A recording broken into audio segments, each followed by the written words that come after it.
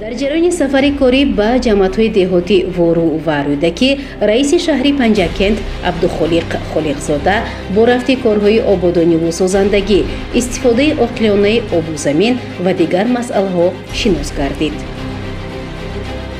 صبح سنه 4 августи соли равон дар ҷалсаи ҳафтавори назоратии назди раиси шаҳри панҷакент иҷрои супоришҳои ҳафтаи гузашта таҳлилу баррасӣ гардида, вобаста ба вусъати корҳои ободонӣ, анҷом додани кишти такрорӣ, омодагӣ ба соли нави таҳсил, давраи тирамоҳи зимистонгузаронӣ, сармоягузорӣ ва дигар масъалаҳои шаҳру шаҳрдорӣ нақшаҳо муайян шуданд. дар заминаи тадбирҳои омодагӣ ба солҳои нави таҳсили 2025-2026 дар шаҳри панҷакент ярмарка фурӯши саролибоси мактабӣ ва лавозимоти хониш ба фаъолият оғоз намуд. рафти омӯзиш ва риояи талаботи қонуни ҷумҳурии тоҷикистон дар бораи танзими ҷашну маросим дар ҷумҳурии тоҷикистон зимни ҷаласаи комиссияи доимии мақомоти иҷроияи маҳаллии ҳокимияти давлатии шаҳри панҷакент таҳлилу баррасӣ гардид. роҳбарияти муассисаҳои тандурустии шаҳри панҷакент зимни нишасти матбуотӣ ба саволҳои хабарнигорон дар бораи бурду бохтҳои ин соҳаи муҳим маълумот доданд. дар шаҳри босонии самарқанди ҷумҳурии ӯзбекистон фестивали байналмилалии оши самарқанд баргузор гардид.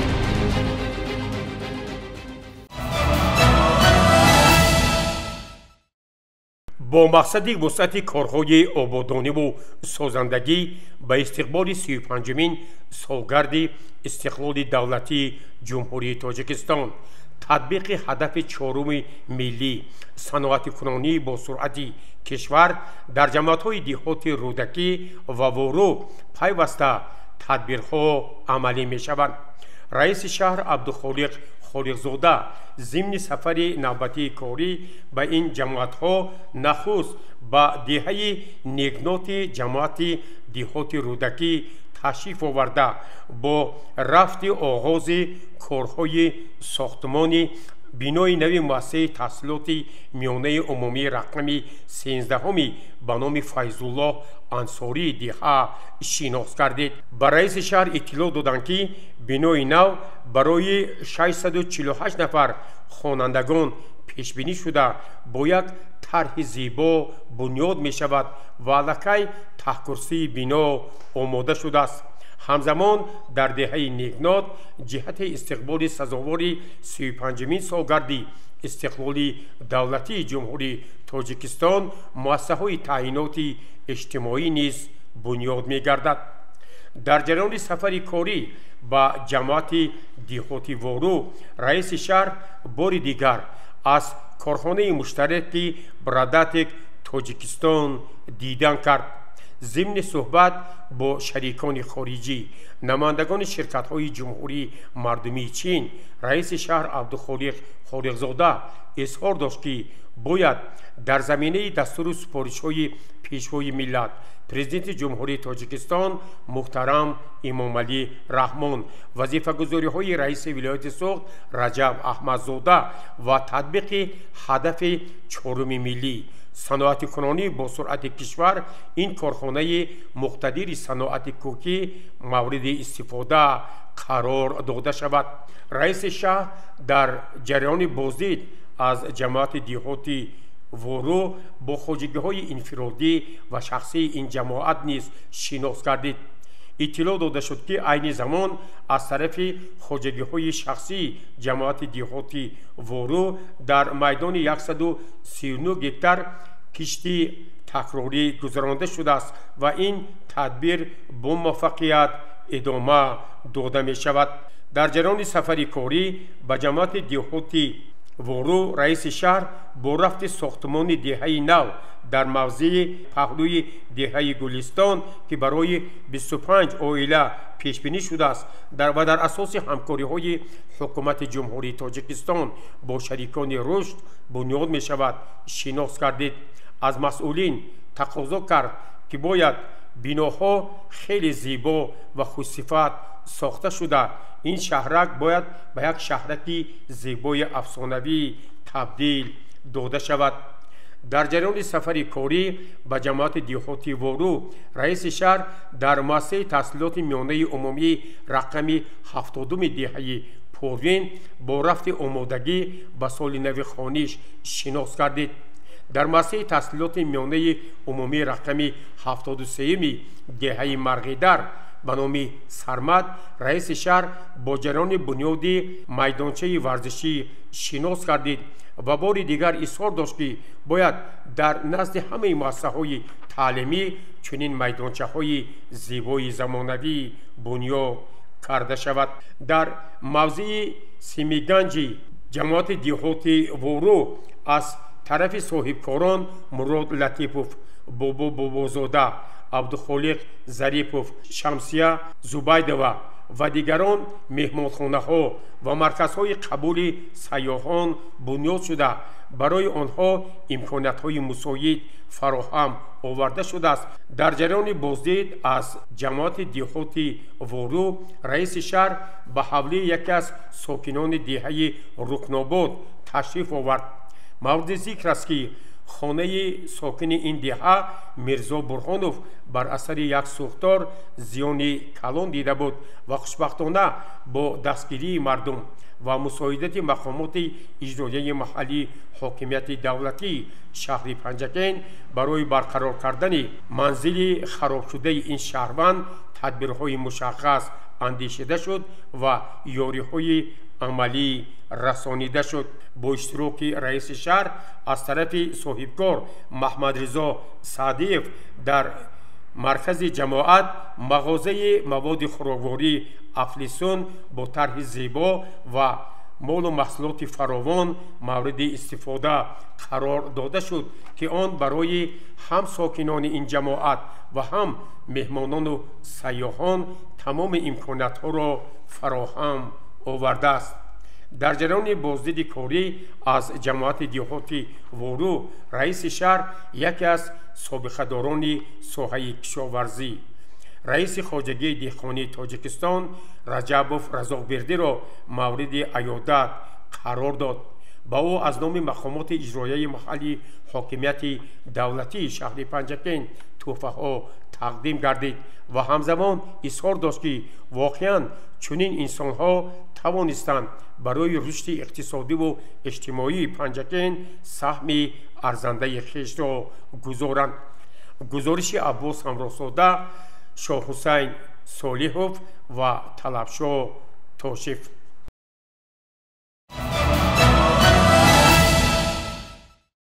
дар толори мақомоти иҷроияи маҳаллии ҳокимияти давлатии шаҳри Панҷакент таҳти роҳбарии раиси шаҳри Панҷакент Абдухолиқ Холиқзода ҷаласаи ҳафтавори назоратӣ доир гардид ки дар он асосан масъалаҳои рафти корҳои ободониву созандагӣ, рушди соҳаҳои иҷтимоиву иқтисодии шаҳр, кишти такрорӣ ва рушди соҳибкорӣ ва сармоягузорӣ мавриди таҳлилу баррасӣ қарор гирифт.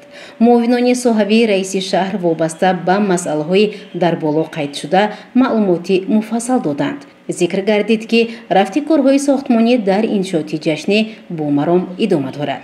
вобаста ба давраи тирамоҳу зимистонгузаронии солҳои 2025-2026 бошад, зикр шуд ки соҳаҳои маорифу тандурустӣ, барқ ва роҳ, хоҷагии манзилию коммуналӣ ва дигар соҳаҳо бо ангишт, ҳезум, намак, қум захира ҳастанд ва рӯзҳои наздик нақша ба пуррагӣ иҷро хоҳад шуд. ҳамзамон раиси шаҳри Панҷакент масъулинро вазифадор кард ки ба иҷрои нақшаи захираи ангишт ва ҳезум омодагии ҳаматарафа ба давраи тирамоҳу зимистон ҷиддӣ муносибат намоянд. таъкид шуд ки бояд дар биноҳои маъмурӣ ва истиқоматие ки шабакаҳои гармидиҳӣ мутамарказ мавҷуд аст, сари вақт аз таъмир бароварда шавад. баҳри иҷрои дастуру супоришҳои асосгузории сулҳу ваҳдати миллӣ пешвои миллат, президенти ҷумҳурии Тоҷикистон муҳтарам Эмомалӣ Раҳмон вобаста ба иҷрои дурнамои кишти картошка чораҳо андешта шудааст.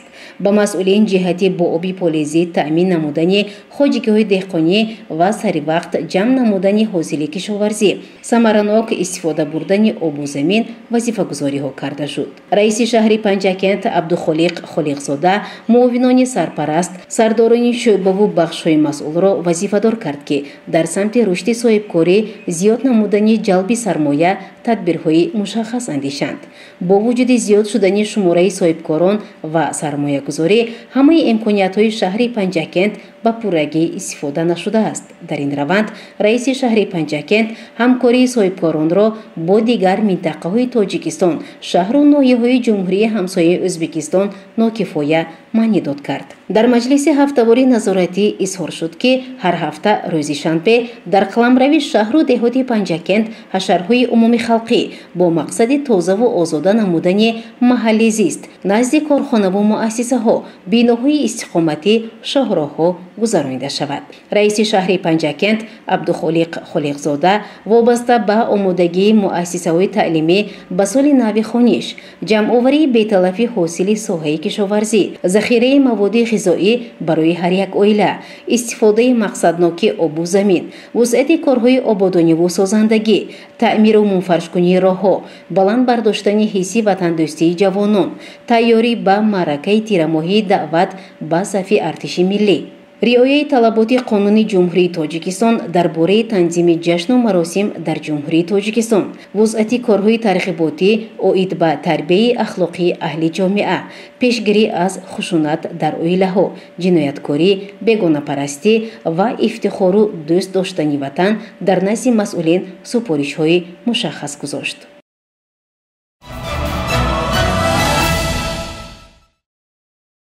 дар шаҳри бостонии Панҷакент бо мақсади таъмини хонандагони муассисаҳои таълимӣ ярмарка фурӯши сару либоси мактабӣ ва лавозимоти хониш ба фаъолият оғоз намуд.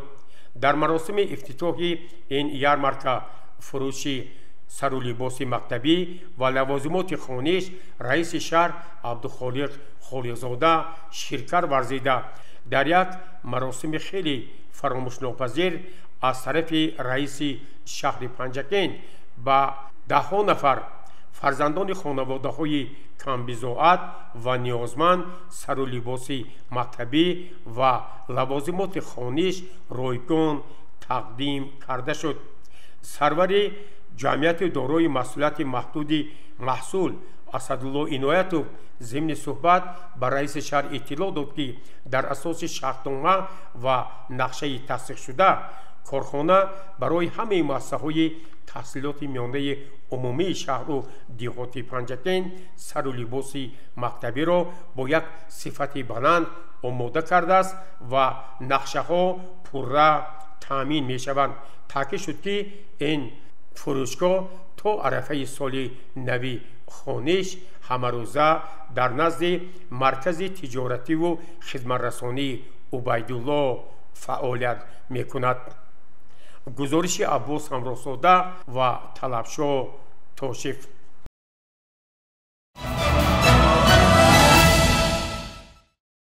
дар толори хурди мақомоти иҷроии маҳаллии ҳокимияти давлатии шаҳр таҳти роҳбарии муовини раиси шаҳр Мурод Шукурзода ва бо иштироки масъулини бахши танзими ҷашну маросимҳо ва имомхатибони шаҳру деҳот оид ба рафти иҷроиши Қонуни Ҷумҳурии Тоҷикистон дар бораи танзими ҷашну маросимҳо ҷаласаи комиссияи доимӣ баргузор гардид. дар ҷаласа мудири бахши танзими ҷашну маросимҳои мақомоти иҷроии маҳаллии ҳокимияти давлатии шаҳр Амонзода Парвиз ба назди ҳозирин гузориш дода қайд кард ки аз аввал то ба ҳозири соли равон дар шаҳру деҳот 788 маъракаҳо зери назорати бахш гузаронида шуд. албатта дар ин самт қонуншиканиҳо низ ба қайд гирифта шахсони гунаҳгор ба ҷавобгарӣ кашида шуданд. бо хулосабардорӣ аз рӯи гузориш муовини раиси шаҳр Мурод Шукурзода баромад намуда начандон розӣ буданашро аз фаъолияти масъулин қайд кард ва бо иқтибос овардан аз суханони пешвои муаззами миллат ба назди ҳозирин вазифагузорӣ намуд. мо бояд ба исрофкорӣ роҳ надиҳем. риоя намудани талаботҳои қонуни мазкур ин боиси баланд шудани иқтисод дар бюҷаи оила аст, афзуд муовини раиси шаҳр. гузориши Ғайбулло Муҳаммадиёв, Талабшоҳ Тошиф.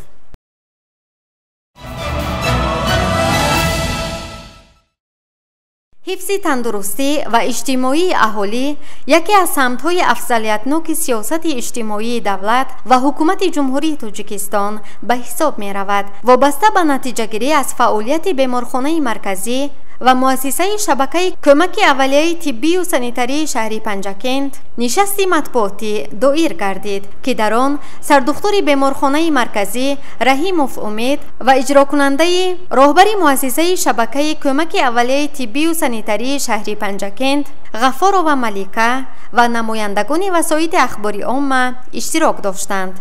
سپس روزنامه‌نگاران به سوال و جواب پرداختند و قید گردید که در ساحه تندرستی شهر 458 نفر دکتر از جمله 141 نفر با کاتگوری عالی و 1820 نفر کارمندان میانه طب فعالیت دارند. از شماره عمومی دکتران 213 نفر در بیمارخانه مرکزی و 184 نفر در ساختار کمک اولیه طبی و سانیتری فعالیت کرده ایستادند. بیمارخانه مرکزی از 13 شعبه بستری کنانی 8 شعبه یاری رسان عبارت می باشد.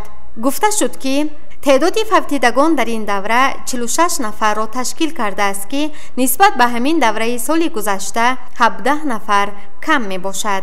در جواب گفته شد که در 6 ماه سال 2025 83 بیماری سیلی فعال به قید گرفته بستری کرده شد که از این 73 نفر سیلی حساسناک و 30 نفر سیلی غیر شوشی می باشد. همچنین در 6 ماه سال 2025 گرفتاران بیماری نشامندی 15 نفر و گرفتاران ویروس نارسایی مسئولیتی آدم نیز به قید گرفته شده است. ملیکه غفار و قید نمود که شبکه مؤسسه های کمک اولیه طبی و سانیتری شهری پنجکند از مؤسسه های زیرین عبارت است: مرکز سلامتی شهری دارای 380 مراجعت، مرکزهای سلامتی دهات 40 عدد دارای 755 مراجعت، خانه های سلامتی دهات 65 عدد.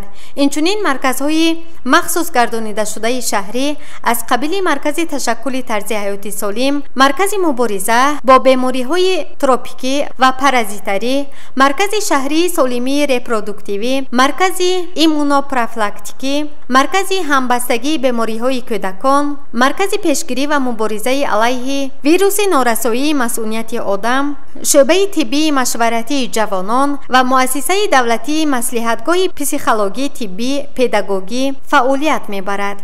همگی در شبکه مؤسسه های دولتی کمک اولیه طبی سانیتری 936 نفر کارمندان از آن جمله 729 نفر زنها تشکیل می کند. در سال 2025 2 نفر طبیبان با سبب نفقه برآمدن ترک وظیفه کردند. در پاسخ گفته شد که وضع به قیدگیری بیماری های سرایتی تحت نظارت دائمی مؤسسه های تندرستی قرار داشته بهر پس نمودن سطح آنها چاره‌بینی های مشخص گذرانیده می شود. همین طور روزنامه‌نگاران با یک چند سوال‌های خود از نمایندگان ساحه تندرستی پاسخ مشخص گرفتند و در انجام سردختور بیمارخانه مرکزی شهری پنجکند رحیموف امید نشستی مطبوعاتی را جنبست نموده روزنامه‌نگاران را قوه بزرگ ترغیب و تشویق سیاست مردم پرورانه حکومت مملکت ارزیابی نمود. گزارش دلافروز حفیظ و طلبشاه تاشف.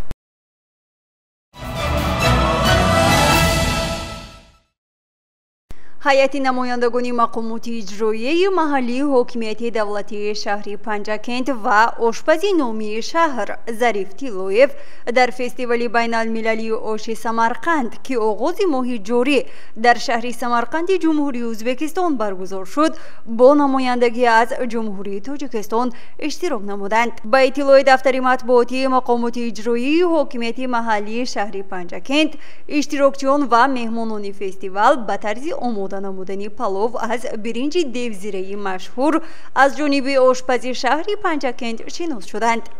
پلو از برنج دیوزیره پنجکند با طعم و لذت خاص در قطار بهترین نمونه آش پلو که در جریان این نمایش هنری آشپزی пухта ба ҳозирин пешкаш гардид дониста шуд. баргузории ин фестивали байналмилалӣ бори дигар собит намуд ки палов аз қадимтарин таомҳои миллии мо аст. дар байни халқҳои осиёи миёна ва берун аз он кайҳо чун хӯроки миллӣ пазируфта шуда ҳаводорони он бо рушди сайёҳӣ дар саросари олам меафзояд.